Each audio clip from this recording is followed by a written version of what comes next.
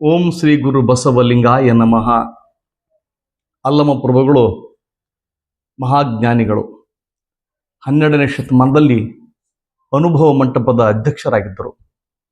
ಅವರ ಬರುವಿಕೆಗಾಗಿಯೇ ಬಸವಣ್ಣವರು 12 ವರ್ಷಗಳವರೆಗೆ ಅವರನ್ನು ಕಾಯ್ದಿದ್ರು. ಹಾಗಾದರೆ ಅವರು ಮೇಲ್ವರ್ಗದವರಾಗಿದ್ದರೆ? ಖಂಡಿತ ಇಲ್ಲ. ಆ ಯೋಗ್ಯತೆಗಾಗಿ ಆ ಪೀಠ, ಆ ಅಧ್ಯಕ್ಷೀಯ ಪೀಠ ಅವ್ರಿಗಾಗಿ ಕಾಯ್ದುಕೊಂಡಿತ್ತು. ಮಹಾಜ್ಞಾನಿ ಅಂಥವರು ಸಿಗೋದು ತುಂಬ ಅಪರೂಪ. ಅವರ ವಚನಗಳು ಕೆಲವು ಸಾಮಾಜಿಕ ಮುಖಗಳನ್ನು ತೋರಿಸಿದರೆ, ಇನ್ನೂ ಕೆಲವು ಮುಖಗಳು ನಿಗೂಢವಾದ ಮುಖಗಳನ್ನು ನಮಗೆ ಪರಿಚಯ ಮಾಡಿಕೊಡ್ತವೆ. ಆಧ್ಯಾತ್ಮದ ಎತ್ತರಕ್ಕೆ ಏರಿದಾಗ ಮಾತ್ರ ಅವರ ವಿಚಾರಗಳು ನಮಗೆ ಅರ್ಥ ಆಗಲಿಕ್ಕೆ ಸಾಧ್ಯ ಆಗ್ತದೆ. ಬಹಳ ಕಡೆ ಬರಹಗಾರರು, ಲೇಖಕರು ಅವರ ವಚನಗಳ ಕುರಿತು ಹೇಳ್ತಾರೆ, ಅವರ ವಚನಗಳು ವಜ್ರಗಳಂತೆ, ತುಂಬ ಮೌಲ್ಯಯುತವಾದದ್ದು. ಅದು ಆ ವಜ್ರದ ಮೌಲ್ಯ ಯಾರಿಗೆ ಗೊತ್ತಾಗ್ತೋ ಅವರಿಗೆ ಮಾತ್ರ ಅವ್ರ ವಚನಗಳು ಅರ್ಥ ಆಗ್ತವೆ ಅಂತ. ಬಸವಣ್ಣಂದರೆ ಬಂಗಾರ. ಯಾವ ರೀತಿಯ ಆಭರಣಗಳಾದರೂ ಆ ಬಂಗಾರದ ಮೂಲಕ ನಾವು ತಯಾರಿಸಬಹುದು. ಆದರೆ ವಜ್ರದ ಅರಳನ್ನು ಉಪಯೋಗಿಸ್ತಕ್ಕಂಥ ಆ ಜ್ಞಾನ, ಅರಿವು ನಮಗಿರಬೇಕಂತ ಬಹಳಷ್ಟು ಜನ ಪ್ರಾಜ್ಞರು ಈಗಾಗಲೇ ಹೇಳಿ ಬಿಟ್ಟಾಗಿದೆ. ಇವತ್ತು ಅವರ ವಚನವೊಂದರ ಕುರಿತು ಕೆಲವು ಸಂಗತಿಗಳನ್ನು ಇಲ್ಲಿ ವಿಶ್ಲೇಷಣೆ ಮಾಡಲಿಕ್ಕೆ ಬಯಸ್ತೇನೆ. ಯಾರ ಬಗ್ಗೆಯೂ ಅಥವಾ ಯಾವುದೇ ಧರ್ಮದ ಬಗ್ಗೆಯೋ, ಆ ನಂಬಿಕೆಗಳ ಬಗ್ಗೆಯೋ ಹೀಗೆ ಹೇಳಬೇಕನ್ನೋ ಯಾವ ಭಾವವೂ ನನ್ನಲ್ಲಿ ಇಲ್ಲ. ನಮ್ಮ ಸಂವಿಧಾನ ಕೂಡ ಮಾಡಿದಂಥ 51A(H) ವಿಧಿಯ ಪ್ರಕಾರ ರಾಷ್ಟ್ರೀಯ ವಿಜ್ಞಾನದ ದಿನಾಚರಣೆಯನ್ನು ಇತ್ತೀಚೆಗೆ ನಾವು ಆಚರಣೆ ಮಾಡಿದ್ದೀವಿ. ಆ ವಿಧಿಯ ಪ್ರಕಾರ ಪ್ರಶ್ನೆ ಮಾಡದೆ ಯಾವುದನ್ನು ಒಪ್ಪಿಕೊಳ್ಳಬೇಡ ಅಂತ ಹೇಳ್ತದೆ. ಜೊತೆಗೆ ಈ ದೇಶದಲ್ಲಿ ವಿಜ್ಞಾನವನ್ನು ಪ್ರಚುರಪಡಿಸುವುದು ಮತ್ತು ಅಜ್ಞಾನವನ್ನು ಪ್ರಶ್ನೆ ಮಾಡೋದು ಕೂಡ ನನ್ನ ಮೂಲಭೂತ ಕರ್ತವ್ಯಗಳಲ್ಲಿ ಒಂದಾಗಿದೆ. ಹಾಗಾಗಿ ಕೆಲವು ಸಂಗತಿಗಳನ್ನು ಇಲ್ಲಿ ನಾನು ಮಾತಾಡಲೇಬೇಕಾಗಿದೆ. ಇಲ್ಲದೇ ಇದ್ರೆ ನಮ್ಮ ಯುವ ಜನಾಂಗ ಅಥವಾ ಭಾರತದ ಮನಸ್ಸುಗಳು ಮೌಢ್ಯದ ಕೂಪದಲ್ಲಿ, ಕಂದಾಚಾರದಲ್ಲಿ ಕುಸಿದು ಹೋಗುವಂಥ ಸಾಧ್ಯತೆಗಳಿವೆ. ತುಂಬ ಕಳಕಳಿಪೂರ್ವಕವಾಗಿ ಮಾತುಗಳನ್ನು ಆಡುತ್ತಿದ್ದೇನೆ ಹೊರತು ಯಾರ ಬಗ್ಗೆಯೂ ಟೀಕೆ ಟಿಪ್ಪಣಿಗಳು ಮಾಡಬೇಕಂತ ಯಾವ ಉದ್ದೇಶಗಳು ನನ್ನಲ್ಲಿ ಇಲ್ಲ. ಶರಣರ ಒಂದು ವಚನ ಬರುತ್ತೆ ನೋಡ್ರಿ, ಗುಣಕ್ಕೆ ಮುನಿವನಲ್ಲದೆ ಪ್ರಾಣಕ್ಕೆ ಮುನಿ ಅಂತ. ಈ ಬಟ್ಟಿಗೆ ಕಲಿ ಇರ್ತದೆ, ಬಟ್ಟಿಗೆ ಕಲಿ ಎತ್ತಿದಾಗ ಬಟ್ಟಿ ಕಲಿ ಹೋಗ್ಬೇಕಂತ ಗಸ ಗಸ ಗಸ ಉಜ್ಜಿಸ್ತಾರೆ ಹೊರತಾಗಿ ಅಪ್ಪಿತಪ್ಪಿಯೂ ಈ ಬಟ್ಟೆ ಹರಿದು ಹೋಗ್ಲಿ ಅಂತ ಯಾವ ಇರಾದೆ ಅಥವಾ ಉದ್ದೇಶ ಕೂಡ ಬಟ್ಟೆ ಒಗೆಯುವನಿಗೆ ಇರೋದಿಲ್ಲ. ಹಾಗೆ ನಮ್ಮ ಧರ್ಮಕ್ಕೆ ಅಂಟಿದಂಥ, ನಮ್ಮ ದೇಶಕ್ಕೆ ಅಂಟಿದಂಥ ಕಳಂಕ ಹೋಗ್ಲಿ ಅನ್ನೋ ಕಾರಣಕ್ಕಾಗಿ ಕೆಲವು ಮಾತುಗಳನ್ನು ವಿಶ್ಲೇಷಣೆ ಇಲ್ಲಿ ನಾನು ಮಾಡಲಿಕ್ಕೆ ಬಯಸ್ತೇನೆ. ಅಜ್ಞಾನಿಯಾದವಂಗೆ ಅರಿವು ತಾನಿಲ್ಲಿ, ಇದು ಅಲ್ಲಮ ಪ್ರಭುಗಳ ವಚನ. ಅಜ್ಞಾನಿಯಾದವಂಗೆ ಅರಿವು ತಾನಿಲ್ಲಿ, ಅದು ಅಜ್ಞಾನಿಗೆ ಅರಿವು ಇರಲಿಕ್ಕೆ ಸಾಧ್ಯವೇ ಇಲ್ಲ ಅಂತ ಅವರೇ ಹೇಳ್ತಾರೆ. ಸುಜ್ಞಾನಿಯಾದವಂಗೆ ಮರೆವು ತಾನಿಲ್ಲಿ, ಅದು ಸುಜ್ಞಾನಿ, ಒಳ್ಳೆಯ ಜ್ಞಾನಿ ಇರೋನಿಗೆ ಮರೆವು ಇರಲಿಕ್ಕೆ ಸಾಧ್ಯವೇ ಇಲ್ಲ. ಭ್ರಾಂತಿಯ ಭ್ರಮೆಯೊಳಗೆ ಬಳಲುತ್ತಿರಲು, ಹೆಚ್ಚು ಕಡಿಮೆ ನಾವೆಲ್ಲ ಭ್ರಾಂತಿಯ ಬಲೆಯೊಳಗೆ ಬಳಲ್ತಾ ಇದ್ದೇವೆ. ಎಲ್ಲೋ ನೀರು ಮುಣಿಗಿ ಬಂದರೆ, ಯಾವುದೋ ಗಿಡವನ್ನು ಸುತ್ತು ಹೊರದ್ರೆ, ಇನ್ಯಾವುದೋ ಕ್ಷೇತ್ರಕ್ಕೆ ಹೋಗಿ ಬಂದರೆ, ಇನ್ಯಾವುದೋ ದೇವರು ಇರುವ ಸ್ಥಳವನ್ನು ಮುಟ್ಟಿ ಬಂದರೆ ನಾವು ಪುನೀತರಾದಿವಂತ ನಂಬಿಕೆಗಳಿವೆ. ಇದನ್ನೇ ಬಹುಶಃ ಅಲ್ಲಮ ಪ್ರಭುಗಳು ಭ್ರಾಂತಿಯಿಂದ ಕರೀತಾರೆ. ನಮ್ಮ ಮನಸ್ಸಿನ ಭ್ರಾಂತಿ, ಅದು ಊಹೆ, ಅದು ಸತ್ಯ ಅಲ್ಲ. ಸತ್ಯವಲ್ಲದ ಊಹೆಯ ಸಂಗತಿಯನ್ನು ಸತ್ಯ ಅಂತ ನಾವು ನಂಬಿಕೊಂಡಿದ್ವಲ್ಲ, ಇದು ಭ್ರಮೆ ತಾನೆ. ಈ ಭ್ರಮೆ ಯಾವಾಗ ಅರಿತದೆ ಅಂದ್ರೆ, ಜ್ಞಾನ ಬಂದಾಗ ಭ್ರಮೆ ತಂತಾನೆ ಹೋಗ್ತದೆ. ಜ್ಞಾನದ ಬಲದಿಂದ ಅಜ್ಞಾನದ ಕೇಡ ನೋಡ, ಜ್ಯೋತಿಯ ಬಲದಿಂದ ತಮಂಧದ ಕೇಡ ನೋಡ, ಸತ್ಯದ ಬಲದಿಂದ ಅಸತ್ಯದ ಕೇಡ ನೋಡ. ಸತ್ಯ ಬರಬೇಕು, ಅಸತ್ಯ ಹೋಗ್ತದೆ. ಜ್ಞಾನ ಬರಬೇಕು, ಅಜ್ಞಾನ ಹೋಗ್ತದೆ. ಆದರೆ ಜ್ಞಾನವಂತರು ಆಗಲಿಕ್ಕೆ ನಮ್ಮ ಯುವ ಜನಾಂಗ ತಹಿಸಬೇಕಾಗಿತ್ತು. ಆದರೆ ಅವರು ಜ್ಞಾನವಂತರಾಗಲಿಕ್ಕೆ ಬಯಸ್ತಾ ಇಲ್ಲ. ಭ್ರಮೆಯೊಳಗೆ ಅವರು ಬದುಕ್ತಾ ಇದ್ದಾರೆ. ಭ್ರಮೆಯ ಬದುಕಲ್ಲ ಅಂತಕ್ಕಂಥದ್ದು ಯಾರು ಹೇಳ್ಬೇಕು? ಅವರಿಗೆ ಯಾರು ಹೇಳ್ಬೇಕೋ ಅವರೇ ಅವುಗಳ ದಾಸರಾದಾಗ ತುಂಬ ಕಷ್ಟ ಇದೆ. ಇಂಥ ದಿನಗಳಲ್ಲಿ ಸತ್ಯವನ್ನು ಹೇಳೋದಂದ್ರೆ ಅದು ಮೀನು ಯಾವತ್ತೂ ಜೀವಂತಿರೋ ಮೀನು ಪ್ರವಾಹದ ವಿರುದ್ಧ ಈಜುತ್ತಂತೆ. ಸತ್ತ ಮೀನುಗಳು, ಸತ್ತ ಪ್ರಾಣಿಗಳು ಮಾತ್ರ ಪ್ರವಾಹದಲ್ಲಿ ಕೊಚ್ಚಿಕೊಂಡು ಹೋಗ್ತವಂತೆ.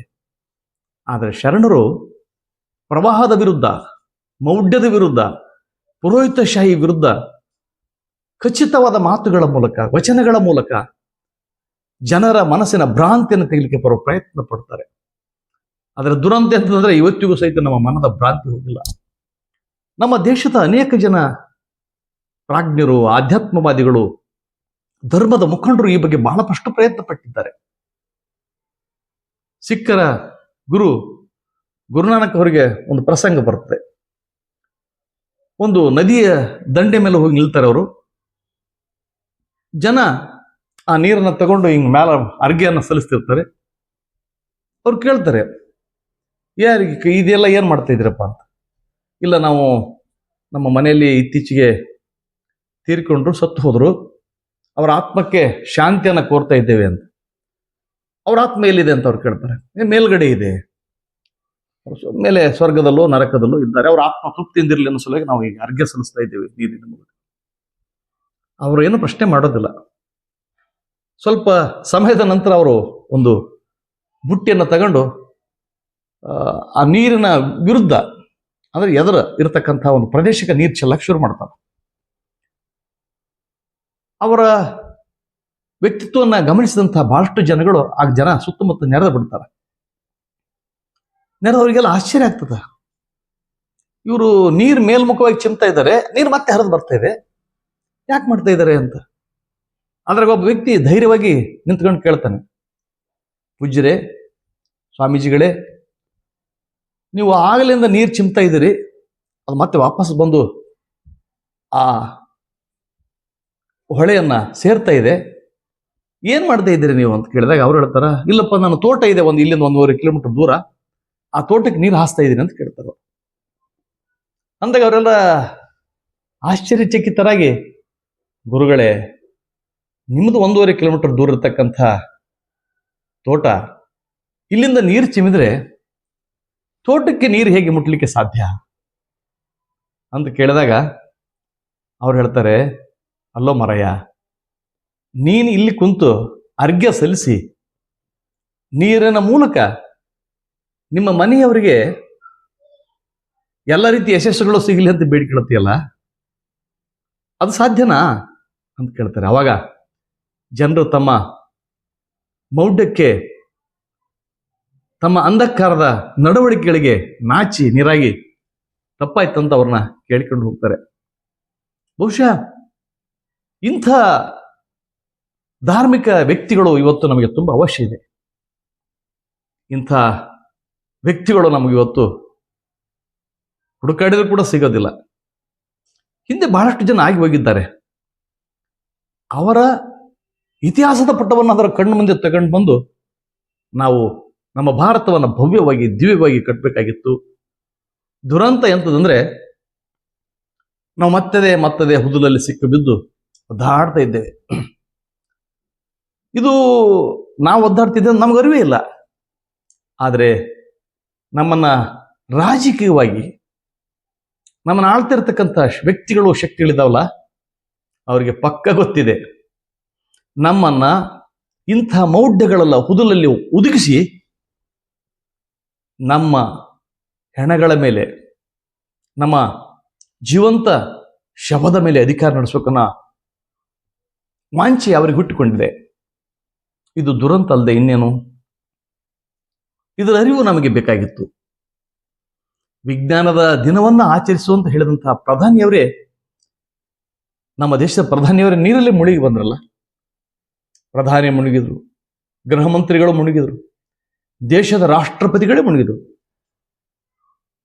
ಇವೆಲ್ಲ ಭಾರತ ಪದೋನ್ನತ ಅಧಿಕಾರಿ ಹೊಂದಿರತಕ್ಕಂಥವು. ಅವರಲ್ಲಿ ನೀರಲ್ಲಿ ಮುಳುಗಿ ಬಂದ್ರೆ ಇಡೀ ದೇಶವೇ ಮುಳುಗಿದಂತೆ. ಅವರು ದೇಶದ ಜನರ ಆಶೆಗಳನ್ನು ಪ್ರತಿನಿಧಿಸ್ತಕ್ಕಂಥ ವ್ಯಕ್ತಿಗಳು. ನಂದೇನು ತಕರಾರಿಲ್ಲ. ನೀರಲ್ಲಿ ಮುಳುಗಿದ್ರೆ ನಮ್ಮ ಪಾಪಗಳು ಹೋಗುವುದಾಗಿದ್ದರೆ ಅಥವಾ ನಮಗೆ ಪುಣ್ಯ ಸಿಗುವುದಾಗಿದ್ದರೆ ಉತ್ತರ ಭಾರತದಲ್ಲಿ ಹರಿತಿದಲ್ಲ ಗಂಗಾ ನದಿ, ಯಮುನಾ ನದಿ, ಸರಸ್ವತಿ ನದಿ, ಗುಪ್ತ ನದಿ, ಅಲ್ಲಿಯೇ ಜನಗಳು ನಿತ್ಯ ಮುಣಿಗಿ ಹೇಳ್ತಾರಲ್ಲ, ಅವರಿಗೆ ಯಾಕೆ ಬಡತನ ಹೋಗಿಲ್ಲ? ಪಾಪ ಹೋಗೋದು ದೂರ ಉಳಿತು, ಬಡತನ ಯಾಕೆ ಹೋಗಿಲ್ಲ? ಇವತ್ತಿಗೂ ಅವರು ಮೂರುಗಾಲಿಯ ರಿಕ್ಷಾದಲ್ಲಿ ರಿಕ್ಷಾವನ್ನ ಇಟ್ಟುಕೊಂಡು ಜೀವನ ಮಾಡ್ತಾರಲ್ಲ, ಹೂವು ಹಣ್ಣು ಕಾಯಿ ಇತ್ಯಾದಿಯನ್ನು ಮಾರಿ ಜೀವಿಸ್ತಾರಲ್ಲ, ದೇವರ ಹೆಸರ ಮೇಲೆ ಹೊಟ್ಟೆ ಹೊರಿತಾರಲ್ಲ, ಯಾಕೆ ಅವರಿಗೆ ಅದು ಸಾಧ್ಯ ಆಗಿಲ್ಲ? ಇದನ್ನ ಪ್ರಶ್ನೆ ಮಾಡತಕ್ಕಂಥ, ಚಿಕಿತ್ಸಕ ದೃಷ್ಟಿಯಿಂದ ನೋಡ್ತಕ್ಕಂಥ ಮನಸ್ಸು ನಮಗೆ ಇಲ್ಲವಾಗಿದೆ. ಆ ಕಾರಣಕ್ಕಾಗಿ ಇದನ್ನೆಲ್ಲ ಗಮನಿಸಿದಂಥ ಚಾಣಾಕ್ಷರಂಥ ರಾಜಕಾರಣಿಗಳು ನಮ್ಮ ಭಾರತ ವಿಕಸಿತ ಆಗ್ತಾ ಇದೆ ಅಂತ ಹೇಳ್ತಾ ಇದ್ದಾರೆ. ನಿಜಕ್ಕೂ ಭಾರತ ವಿಕಸಿತ ಆಗ್ತಾ ಇದೆಯಾ? ನಮಗೆ ನಾವೇ ಪ್ರಶ್ನೆ ಮಾಡಿಕೊಳ್ಳಬೇಕು. ಉತ್ತರ ಎಲ್ಲೂ ಹುಡುಕುವ ಅವಶ್ಯಕತೆ ಇಲ್ಲ, ನಮ್ಮೊಳಗಡೆ ಉತ್ತರ ಇದೆ, ಸರಿಯಾದ ಉತ್ತರ ಇದೆ. 66 ಕೋಟಿ ಜನ ಅಂತ ಹೇಳ್ತಾರೆ. ಇದು ಸತ್ಯವೇ ಆಗಿದ್ದರೆ ಅಷ್ಟು ಜನಗಳು ಮಿಂದೆದ್ದು ಬಂದರು, ಭಾರತ ವಿಕಸಿತ ಆಗಲಿಕ್ಕೆ ಸಾಧ್ಯನಾ? ಜನರನ್ನ ಮೌಢ್ಯದ ಉದುಲಲ್ಲಿ ಹುದುಗಿಸಿ ನಾವು ವಿಜ್ಞಾನವನ್ನ ತಕ್ಕೊಂಡು ಹೋಗ್ಲಿಕ್ಕೆ ಸಾಧ್ಯನಾ? ಅಜ್ಞಾನವನ್ನ ಜೊತೆಗಿಟ್ಕೊಂಡು ಗಾಢವಾದ ಕತ್ತಲನ್ನು ಅಪ್ಪಿಕೊಂಡು ಬೆಳಕಿನೆಡೆಗೆ ಹೋಗ್ತಾ ಇದ್ದೀವಿ ಅಂತ ಹೇಳ್ತಿದ್ವಲ್ಲ, ಇದೆಷ್ಟು ಸತ್ಯವಾದ ಮಾತು. ಈ ಮಾತುಗಳಲ್ಲಿ ಎಷ್ಟು ಸತ್ಯ ಇದೆ, ಇದನ್ನು ಕೂಡ ನಾವು ಆಲೋಚನೆ ಮಾಡ್ಬೇಕಲ್ಲ. ಅಲ್ಲಮ್ಮ ಪ್ರಭುಗಳು ಹೇಳ್ತಾರೆ, ಮಾತಿನೊಳಗೆ ಅರಿವೆಂಬುದುಂಟೆ, ಮಾತಿನೊಳಗೆ ಅರಿವೆಂಬುದುಂಟೆ, ಮುಂದಣ ಸೂಕ್ಷ್ಮವ ಕಾಬ ಪರ್ಯಂತೋ, ಮುಂದಣ ಸೂಕ್ಷ್ಮವ ಕಾಣುವ ಪರ್ಯಂತೋ. ಈ ಅಜ್ಞಾನದ ಜೊತೆಗೆ ಹೊರಟಿದೆಯಾ? ಮುಂದಿನ ಸೂಕ್ಷ್ಮ ನಿನಗೆ ಹೆಂಗೆ ಅರ್ಥ ಆಗ್ತದೋ? ಜ್ಯೋತಿಯ ಬಸಿರೊಳಗೆ ಜನಿಸಿದ ಕಾಂತಿಯುತ, ಜ್ಯೋತಿಯ ಬಸಿರೊಳಗೆ ಬದುಕಿ ಜನಿಸಿದ ಕಾಂತಿಯುತ ಬೆಳಗು ಗುಹೇಶ್ವರ ನಿಮ್ಮ ಶರಣರು. ಶರಣರಂದ್ರೆ ಹೇಗೆ ಅಂದ್ರೆ, ಅವರು ಜ್ಯೋತಿಯ ಬಸಿರೊಳಗೆ ಹುಟ್ಟಿದಂಥವರು, ಅವರು ಕಾಂತಿಯುತವಾಗಿರ್ತಕ್ಕಂಥವ್ರು. ಆ ಶರಣ ಪಥವನ್ನು ನಾವು ಅರಿಯಬೇಕಿದೆ. ಇದು ಸತ್ಯದ ಆಧ್ಯಾತ್ಮದ ಪಥ. ಸತ್ಯದ ಮನೆಯಲ್ಲಿ ಶಿವನಿರ್ಪನಲ್ಲದೆ ಅಸತ್ಯದ ಮನೆಯಲ್ಲಿ ಶಿವನಿರ್ಪನೆ ಅಂತ ಜೇವರ್ಗಿಯ ಷಣ್ಮುಖ ಶಿವಗಳು ಪ್ರಶ್ನೆ ಮಾಡಿದವರು. ಸತ್ಯದ ಪಥವನ್ನ ಬಿಟ್ಟು ಅಸತ್ಯದ ಪಥದತ್ತ ನಾವೆಲ್ಲ ಹೊರಟಿದ್ದೇವಲ್ಲ. ನಮಗೆಲ್ಲ ಈ ಬಗ್ಗೆ ಆಲೋಚನೆ ಮಾಡ್ಬೇಕಲ್ಲ. ನಮ್ಮ ಉಪಮುಖ್ಯಮಂತ್ರಿ DK ಶಿವಕುಮಾರ್ ಅವರು ಕೂಡ ಗಂಗಾ ನದಿಯಲ್ಲಿ ಮಿಂದೆದ್ದು ಬಂದರು. ನಾನು ಆ ಧರ್ಮದಲ್ಲಿ ಹುಟ್ಟಿದ್ದೇನೆ, ಅದೇ ಧರ್ಮದಲ್ಲಿ ಸಾಯುತ್ತೇನೆ ಆ ನಂಬಿಕೆಗಳು ನನ್ನ ವೈಯಕ್ತಿಕ ಅವರ ನಂಬಿಕೆಗಳು ಪಾಪ. ಆದರೆ ಅವರು ಈ ದೇಶದ, ಈ ರಾಜ್ಯದ ಒಬ್ಬ ಉಪಮುಖ್ಯಮಂತ್ರಿ ಎಂಬ ಪ್ರಜ್ಞೆ ಅವರಿಗೆ ಇರಬೇಕಾಗಿತ್ತು. ಅವರು ಕೇವಲ DK ಶಿವಕುಮಾರ್ ಆದರೆ ಅವರನ್ನು ಪ್ರಶ್ನೆ ಮಾಡ್ತಿರ್ಲಿಲ್ಲ. ಅವರು ನಮ್ಮ ರಾಜ್ಯದ ಉಪಮುಖ್ಯಮಂತ್ರಿಗಳು ಕೂಡ. ಉಪಮುಖ್ಯಮಂತ್ರಿಗಳನ್ನ ಎಲ್ಲರೂ ಗಮನಿಸ್ತಿರ್ತಾರೆ. ಅವರ ಪ್ರತಿಯೊಂದು ನಡವಳಿಕೆ, ಚಿಂತನೆ, ಆಲೋಚನೆ ಮತ್ತೆ ಇತ್ಯಾದಿಗಳನ್ನ. ಅವರು ಮೊನ್ನೆ ಸದ್ಗುರು ಆಶ್ರಮಕ್ಕೆ ಹೋಗಿ ಬಂದ್ರು. ಆ ಸದ್ಗುರುವಿನ ಪಾಂಡಿತ್ಯದ ಬಗ್ಗೆ ಬೆರಗಾಗಿ ಬಿಟ್ರು ಅವರೊಳಗಡಿನ ಜ್ಞಾನ ನದಿಯಂತೆ ಹರಿತೈತೆ ಅಂತೆ. ಅವರ ಪ್ರತಿಯೊಂದು ಮಾತು ತಾರ್ಕಿಕ ಸತ್ಯ ಅನಿಸಿತು ಅಂತ ಅವರೇ ತಮ್ಮ ಟ್ವಿಟರ್ ಖಾತೆಯಲ್ಲಿ ಬರೆದುಕೊಂಡಿದ್ದಾರೆ. ಜೀವನದ ಆಧ್ಯಾತ್ಮಿಕ ಮತ್ತು ಅದರಾಚೆಗಿನ ನನ್ನ ಸಂದೇಹಗಳು ಸದ್ಗುರುನ ಸಮ್ಮುಖದಲ್ಲಿ ಅನಾವರಣಗೊಂಡು ಅಂತ ಹೇಳ್ತಾರೆ. ಇಂಥ ಬಾಬಾಗಳು, ಇಂಥ ಗುರುಗಳು, ಸದ್ಗುರುಗಳು, ಮಾಯಾವಿಗಳು, ಇವರೆಲ್ಲ ಪವಾಡ ಪುರುಷರು ಈ ಹಿಂದೆ ಏನೇನೋ ತೋರಿಸಿ ಎಲ್ಲೆಲ್ಲಿದ್ದಾರೆ ಅವರೆಲ್ಲ ಉಪಮುಖ್ಯಮಂತ್ರಿಗಳಿಗೆ ಗೊತ್ತಿಲ್ವಾ? ಈ ದೇಶದ ಪ್ರಧಾನಿಯವರಿಗೆ ಗೊತ್ತಿಲ್ವಾ? ಗೊತ್ತಿದೆ. ಆದರೆ ಅವರ ಹತ್ತಿರ ಜನಗಳಿದ್ದಾರೆ. ಅವರು ಯಾವುದನ್ನೋ ನಂಬಿ ಜನ ಹೊರಟಿದ್ದಾರೆ. ಅದನ್ನು ಎನ್ಕ್ಯಾಶ್ ಮಾಡ್ಬೇಕಂತ ಇವರು ಬಯಸ್ತಾ ಇದ್ದಾರೆ. ತಮ್ಮ ರಾಜಕೀಯ ಉಪಯೋಗಕ್ಕಾಗಿ ಈ ಗುರುಗಳನ್ನ, ಬಾಬಾಗಳನ್ನ, ಪವಾಡ ಪುರುಷರನ್ನ ಬೆಳೆಸ್ತಕ್ಕಂಥ ರಾಜಕಾರಣಿಗಳ ನಡವಳಿಕೆಗಳು ಅನುಸರಿಸಿಕೊಂಡು ನಾವು ಹೋಗ್ಬೇಕಾ? ಅವರು ದೇಶದ ಅತ್ಯುನ್ನತ ರಾಜಕೀಯ ಪದವಿಗೆ ಏರಿರಬಹುದು.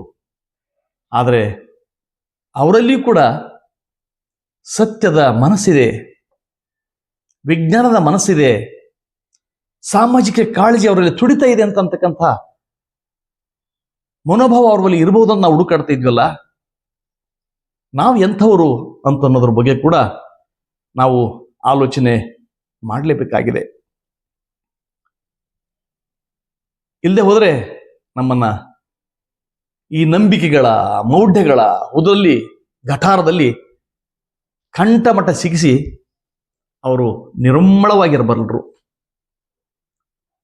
ಅವತ್ತು ರಾಜ ಮಹಾರಾಜರಿದ್ದಾಗ ಕೂಡ ಈ ಪುರೋಹಿತಶಾಹಿ ಅವರನ್ನ ಅಕ್ಟೋಪಸ್ ಹಿಡಿತದಂತೆ ಹಿಡ್ಕೊಂಡು ಬಂದಿದೆ.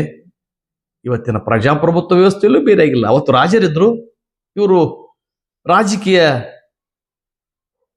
ಸಂವಿಧಾನ ಸೃಷ್ಟಿ ಮಾಡಿದಂಥ ಹುದ್ದೆಗಳಲ್ಲಿ ವಿರಾಜಮಾನರಾಗಿದ್ದಾರೆ ಅಷ್ಟೇ. ಅವರು ಅವತ್ತು ರಾಜರು ನಡೆಸಿದ್ರು, ಇವತ್ತು ಈ ರಾಜಕಾರಣಿಗಳನ್ನ ಈ ಪುರೋಹಿತಶಾಹಿ ಆಡಿಸ್ತಾ ಇದೆ. ಪುರದ ಹಿತವನ್ನು ಬಯಸಬೇಕಾದ ಪುರೋಹಿತರು ತಮ್ಮ ಸ್ವಾರ್ಥಕ್ಕಾಗಿ ಜನರ ಅಜ್ಞಾನಕ್ಕೆ ದೂಡಿ ಮುಗ್ಧ ಜನರನ್ನ ದುರುಪಯೋಗ ಮಾಡಿಕೊಂಡು ಅವರನ್ನು ಸುಲಿಗೆ ಮಾಡ್ತಾ ಇದ್ದಾರಲ್ಲ, ಇದನ್ನು ಬಸವವಾದಿಯಾಗಿ ನಾನು ತೀವ್ರವಾಗಿ ಖಂಡಿಸ ಬಯಸುತ್ತೇನೆ. ದಯವಿಟ್ಟು ಭಾರತದ ಎಲ್ಲ ಬಂಧುಗಳೇ ವಿಚಾರ ಸಾಹಿತ್ಯವನ್ನು ಓದಿ ವಿಚಾರದ ಬೆಳಕಿನಲ್ಲಿ ಮುನ್ನಡೆಯಿರಿ. ಸ್ವಾಮಿ ವಿವೇಕಾನಂದ ಹೇಳಿದಂಥ ಮಾತುಗಳು, ರಾಮಕೃಷ್ಣ ಪರಮಹಂಸರು ಹೇಳಿದಂಥ ಮಾತುಗಳು, ಬುದ್ಧ, ಬಸವ, ಅಂಬೇಡ್ಕರ್, ಪೇರಿಯಾರ್, ಜ್ಯೋತಿಬಾ ಫುಲೆ, ಸಾವಿತ್ರಿಬಾಯಿ ಫುಲೆ, ಸಾವಿರಾರು ಜನ ಇದ್ದಾರೆ.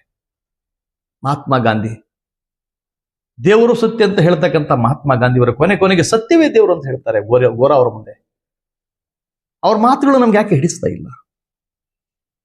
ಇವತ್ತು ನಮಗೆ ಗೋಡ್ಸೆ ಪ್ರಸ್ತುತ ಆಗ್ತಾ ಇದ್ದಾನೆ, ಗಾಂಧಿ ಪ್ರಸ್ತುತ ಆಗ್ತಾ ಇಲ್ಲ. ಅಂಬೇಡ್ಕರ್ ಅವರ ಬದುಕು ನೋಡಿ, ನಮಗಾಗಿ, ನಮ್ಮ ಏಳಿಗೆಗಾಗಿ ಅವರು ಇಡೀ ಬದುಕನ್ನು ಅರ್ಪಣೆ ಮಾಡಿಕೊಂಡ್ರು. ಆ ಬದುಕನ್ನು ಗ್ರಹಿಸುವಂತ ಮನಸ್ಸು ಕೂಡ ನಮ್ದು ಇಲ್ಲದೆ ಹೋದ್ರೆ ನಾವು ನಮಗೆ ನಾವೇ ಮೋಸ ಮಾಡಿಕೊಂಡಂತೆ ಆಗ್ತದೆ. ನಮಗೆ ನಾವೇ ಮೋಸ ಮಾಡಿಕೊಳ್ಳೋದು ಬೇಡ. ನಾವೆಲ್ಲರೂ ಸತ್ಯದ ಮಾರ್ಗದಲ್ಲಿ ಆದಷ್ಟು ನಡೆಯಲು ಪ್ರಯತ್ನ ಪಡೋಣ ಅಂತ ಹೇಳ್ತಾ, ಇದುವರೆಗೆ ನನ್ನೊಂದಿಗೆ ಬಂದ ನಿಮ್ಮೆಲ್ಲರಿಗೂ ಗೌರವದ ಪ್ರೀತಿಯ ಶರಣಾರ್ಥಿಗಳು. ನಿಮ್ಮ ವಿಶ್ವಾರಾಧ್ಯ ಸತ್ಯಂಪೇಟೆ.